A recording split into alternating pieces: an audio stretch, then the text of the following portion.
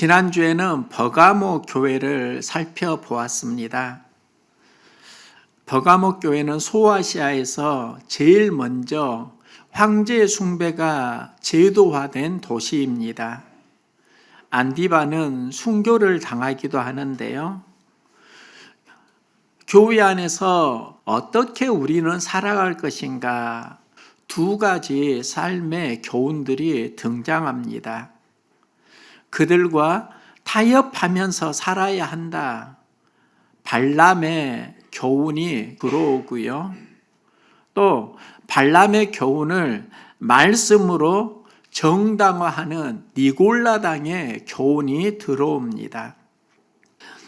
예수님은 그들을 책망하시면서 이기는 자에게 감추어진 만나, 흰 돌, 새 이름을 약속하십니다. 감추어진 만나는 황제를 숭배하지 않고 경제적인 어려움을 만나지만 신앙을 신실하게 지키면 하나님이 너희를 먹여 살리신다라는 약속입니다. 그리고 흰돌은 세상에 너희를 배척하고 정죄하지만 하나님은 너를 의롭다고 옳다고 인정하신다는 약속입니다. 새 이름은 너희가 로마에서 배척을 당하지만 너희의 신분은 하나님 나라에 속해 있다는 선언입니다. 버가모에서 이기는 자는 누구인가? 황제 숭배에 타협하지 않고 끝까지 예수를 주로 고백하는 사람을 말합니다. 오늘은 두아디라 교회에 보낸 서신을 보려고 하는데요. 자신을 이렇게 드러내십니다. 눈이 불꽃 같고 발이 빛난 주석과 같은 하나님의 아들이 이르시되, 눈이 불꽃 같다. 주님은 분별력을 가지고 살피신다는 겁니다. 그 당시에 두아디라 교회는 사랑과 열심이 있고 분위기는 좋았는데 거짓 가르침을 분별하지 못했습니다. 그래서 눈이 불꽃 같다는 것은 거짓과 진리를 주님은 구별하신다 의미가 있습니다. 발은 빛난 주석 같다. 심판의 권위를 말씀합니다. 빛난 주석은 불을 통과한 금속입니다. 타협하지 않는 하나님의 공이라고 할 수 있습니다. 하나님의 아들은 그 당시 로마 황제가 신의 아들로 불리어지는 상황에서 했던 말씀입니다.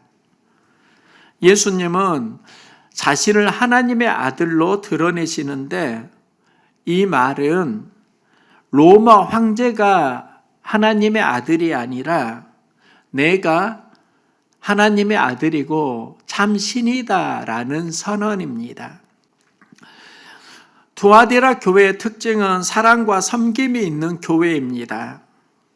따뜻하고 헌신적인 교회입니다. 분위기가 좋은 교회입니다. 그런데 분별력이 약해서 어려움을 만난 교회이기도 합니다. 교회는 분위기가 참 중요합니다. 교회 카톡에 군대에서 찬양하는 영상을 한 집사님이 올렸습니다. 군대에서 많은 청년들이, 수많은 이들이 실로암 찬양을 하는데 그 영상을 보니까 열기가 대단합니다. 그 아래 집사님이 이런 글을 썼습니다. 다 같이 신나게 찬양하며 예배 드리고 싶네요. 이 글을 보는데 저도 모르게 마음이 울컥하고 찡했습니다. 저에게도 그런 그리움이 있습니다.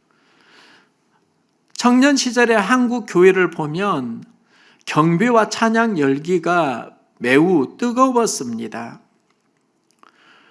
제가 청년 시절 군대에서 휴가를 나와 서울에 머무른 적이 있습니다. 강원도에서 나주까지 오기가 버거우니까 서울 이모집에서 포상휴가 3박 4일 동안 머물렀습니다. 그때 서빙고에 있는 온누리 교회 찬양 예배를 드리러 갔는데요. 청년들이 모여서 경배와 찬양 예배를 드렸습니다. 계단부터 사람들이 가득하고 찬양과 기도의 열기가 뜨거웠습니다. 광주중앙교회 화요 찬양 모임도 1000여 명 이상이 매주 모여서 찬양을 했습니다. 주일학교도 찬양과 율동에 활기와 생기가 넘쳐났습니다. 중고등부 학생의 예배를 드릴 때 주여 삼창 기도를 하면 방언을 받는 이들도 있었습니다. 크게 기도하니까 마을에서 조용히 하라고 항의 전화를 하기도 했습니다. 저녁 6시부터 새벽 4시까지 금요 철야 예배를 드린 적도 있습니다. 그 예배를 드리기 위해 매주 1시간 30분 이상 차를 갈아타면서 예배를 드리러 갔습니다. 그때의 열정과 분위기가 그리워지곤 합니다. 그런데 더 중요한 것이 그 안에 진리가 있는가입니다. 주일학교 교사로 청년 시절 섬길 때 한 아이가 생각납니다. 예배를 드릴 때 30분을 걸어서 교회에 왔고 1년에 한 번도 결석을 하지 않았습니다. 공부도 참 잘했습니다. 초등학교를 졸업하면서 광주로 진학을 하는데 이제 주일학교를 떠나야 하는 상황이었습니다. 그 아이 이름이 윤이었는데요. 제가 그에게 했던 말이 있습니다. 광주에 가도 신앙생활 열심히 해. 내가 교회 소개해 줄까? 그러니까 윤이가 이렇게 말합니다. 아니요, 오빠가 다니는 교회가 있어요. 광주에 가면 오빠랑 함께 다닐 거예요. 그래서 참 잘 됐다고 안심을 했습니다. 그런데 나중에 어떤 상황 속에서 오빠가 다닌다는 교회를 들으니까 다소 이상했습니다. 그래서 오빠가 다닌다는 오치에 있는 그 교회를 찾아간 적이 있습니다. 교회는 제법 컸고 사람들은 많이 북적였습니다. 서로 모여서 성경 공부를 하고 교제를 하고 있었습니다. 활기는 느껴졌습니다. 그곳에서 성경을 가르친다는 강사 한 분이 저에게 와서 성경 이야기를 해 주었습니다. 서로 이야기를 나누는데 제가 배웠던 성경 해석과 많이 달랐습니다. 그리고 또 하나, 이분이 하시는 말씀은 통일교 교리와 비슷한데? 제가 물었습니다. 여기 통일교인가요? 통일교 아니라고 합니다. 그리고 이 진리는 우리만 안다고 했습니다. 그곳은 기독교 복음 선교회 제2의 메스였습니다. 나중에 그곳에서 가르치는 교리가 통일교와 유사한 이유를 알았습니다. 제2의 메스가 정, 명, 석의 첫 이니셜입니다. 그가 통일교에서 올리 강론을 가르치던 강사였는데 그는 올리 강론으로 문선명을 재림주로 가르치다가 나와서 문선명의 자리에 자신이 들어가서 신격화하고 있었습니다. 이 경험이 이단을 분별하는데 굉장히 소중한 경험이었습니다.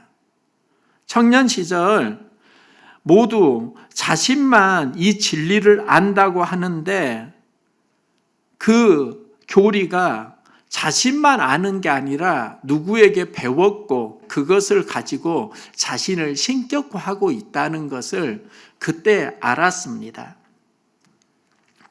배운 것을 비틀면서 자의적으로 해석하고 자신을 신격화하는 경우가 이단들의 공통점이었습니다. 정명석은 이기는 자에게 내가 새벽별을 주리라, 이 계시록 말씀을 자신이 예수님이 보낸 새벽별이라고 했습니다. 예수의 새벽별, 지저스 모닝스타, JMS가 정, 명, 석의 첫자와 같다면서 그렇게 꿰어 맞추고 있는 겁니다. 새벽별 말씀 바로 위를 보니까 이긴 자가 나옵니다. 자신을 이긴 자라고 하면서 신격화하는 사람도 있습니다. 이단에는 공통된 패턴이 있는데요. 말씀으로 시작하지만 그 말씀을 교묘하게 비틉니다. 단어를 짜 맞추면서 자신을 신격화합니다. 수많은 그리스도인들이 속는 이유가 있습니다. 말씀으로 가르치니까 옳다고 따라가면서 가르치는 대로 끌려가는데 그 가르침에는 숨은 의도가 있습니다. 말씀을 가르칠 때 이 말씀의 비밀을 우리만 안다고 하면서 예수를 말하지만 결국은 사람 중심으로 조금씩 이동하면서 진리를 왜곡합니다.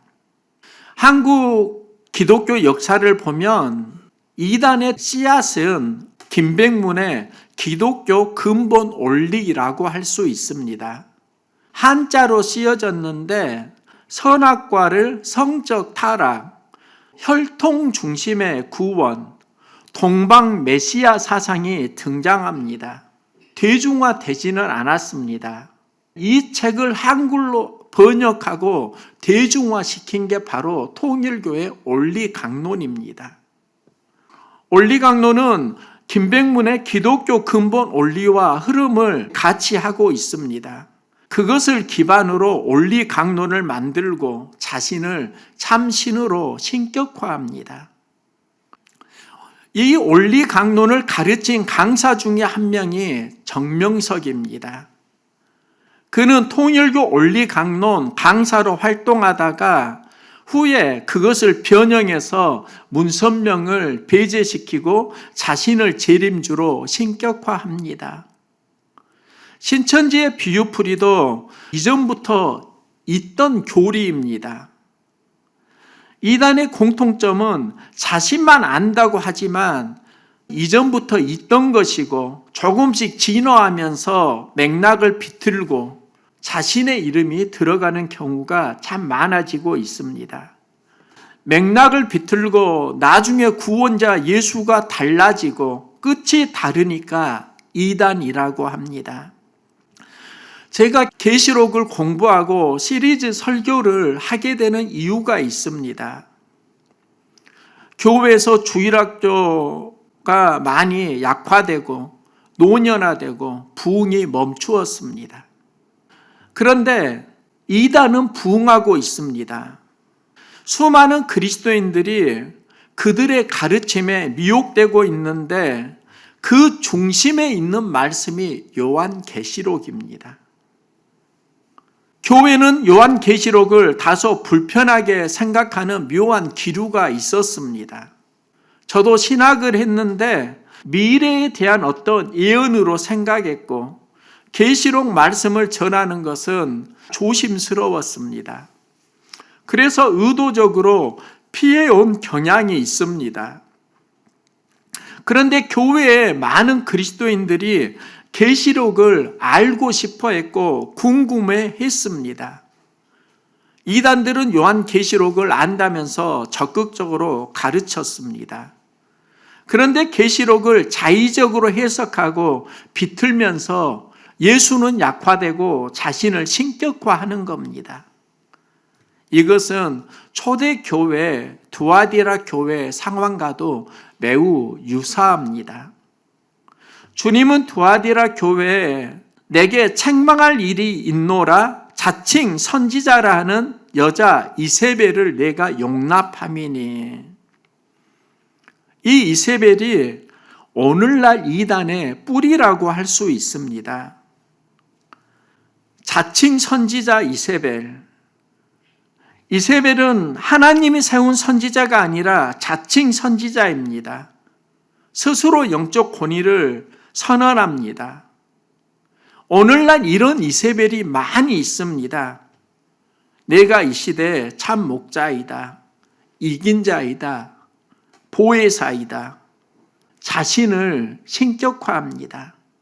내 종들을 가르쳐 꿰어. 이것은 오늘날의 상황과도 참 유사합니다. 말씀으로 하나님을 증거하는 게 아니라 교묘하게 비틀고 해석하면서 자신을 선지자로, 예수 중심이 성경을 통해서 사람 중심으로 변해가는 겁니다. 주님은 그들에게 회개할 기회를 주었으되 회개하지 아니하는도다 말씀합니다. 이단은 회개하지 않습니다. 그들이 사용하는 언어를 보면은 그들이 틀릴 수 있다는 모든 구조를 차단합니다. 비판을 받으면 이건 핍박이니까 견뎌야 해. 무언가 궁금해서 질문을 하면 믿음이 없어서 그래. 그러면서 무조건 믿으라고 합니다. 누군가 반대를 하면 그것은 사단의 역사라고 합니다. 자기 교정 능력을 차단합니다. 이세벨의 구조와 유사합니다. 그리고 오늘날 계시를 독점합니다. 감추어진 것을 이 시대에 우리만 안다고 말합니다. 그리고 복음 외에 다른 무언가를 더합니다. 그리고 회개하지 않습니다. 두아디라 교회를 향해서 주님이 하시는 말씀은 분별력이 없다는 것이고 그 이유를 이렇게 말씀합니다. 사탄의 깊은 것을 알지 못하는 너희에게. 이세벨의 교훈은 정교했습니다. 깊은 영성이 있는 것처럼 보이고 그 당시 특별한 계시처럼 들렸습니다. 거짓이 정교하게 진리로 포장되었습니다. 두아디라 교회가 그것이 거짓이라는 걸 분별하지 못한 이유가 있습니다. 얕은 유혹은 분별할 수 있는데 정교하게 포장된 감추어진 유혹은 분별하기가 어렵습니다. 이게 사탄의 깊은 것을 알지 못하는 너희에게의 의미입니다. 진리처럼 포장하지만 그 속에 거짓이 숨어 있다는 겁니다. 진리를 비틀고 하나님과 멀어지게 한다는 것입니다. 에덴에서부터 반복되는 사탄의 전략입니다. 하나님은 사람을 만드시고 에덴 동산에서 살게 하시는데요. 생명나무 열매를 먹고 선악을 알게 하는 나무는 그 맛입니다. 이때 사단은 여자 하와에게 다가와 그럴듯한 말로 유혹을 합니다. 그러면서 하와는 눈이 바뀌고 선악과를 먹음직하고 보암직하고 탐스럽게 할 만한 열매인지라. 이것은 사단의 유혹이 얼마나 교묘하고 강렬했는지를 보여줍니다. 겉으로는 하와를 위하는 것처럼 말하지만 사탄의 깊은 속셈은 다릅니다. 죄를 짓고 하나님과 멀어지게 합니다. 이 전략은 오늘날 계속되고 있습니다. 계시록은 특정한 사람만 아는 비밀 계시 아닙니다. 요한계시록은 소아시아 7교회에 보내진 공개 서신입니다. 상징이 등장하는 것은 로마를 직접적으로 표현할 수가 없었습니다. 로마에는 감추어진 언어이고 그리스도인에게는 그 의미가 알려졌습니다. 그게 상징입니다. 계시록을 비밀 계시라고 하고 자신만 암호를 풀 수 있다고 하면서 자신을 신격화하려고 하는 사람들이 있습니다. 주님은 두아디라 교회에 분명히 말씀하십니다. 소위 사탄의 깊은 것을 알지 못하는 너희에게, 사탄의 깊은 속셈에 속아 있는 너희를 안타까워하면서 너희에게 있는 것을 내가 올 때까지 굳게 잡으라. 이미 너희 안에 진리가 있다는 겁니다. 너희에게 있는 게 무엇인가? 구원자 예수 그리스도입니다.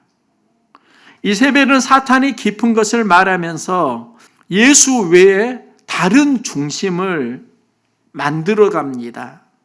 교묘해서 쉽게 분별이 안 되는 겁니다. 청년 시절에 시골 교회 다닐 때 성경 퀴즈 대회를 하면 제가 항상 1등을 했습니다. 나는 성경을 많이 안다고 생각했습니다. 신학교에 입학을 하고 공부를 하면서 공부할수록 내가 모르는 게 많다는 걸 알았습니다. 졸업을 할 때 했던 질문이 있습니다. 공부할수록 모르는 게 많은데 그럼 나는 교회에서 무엇을 가르쳐야 하지? 이 질문을 하면서 내린 결론이 하나 있습니다. 중요한 것을 전하자. 중요한 것이 바로 예수와 십자가입니다. 바울도 분명히 말합니다. 십자가의 도가 멸망하는 자들에게는 미련한 것이요, 구원을 받은 우리에게는 하나님의 능력이라. 바울은 그 당시 가말리엘 문화생으로 많은 것을 배웠습니다. 지금으로 말하면 서울대생입니다.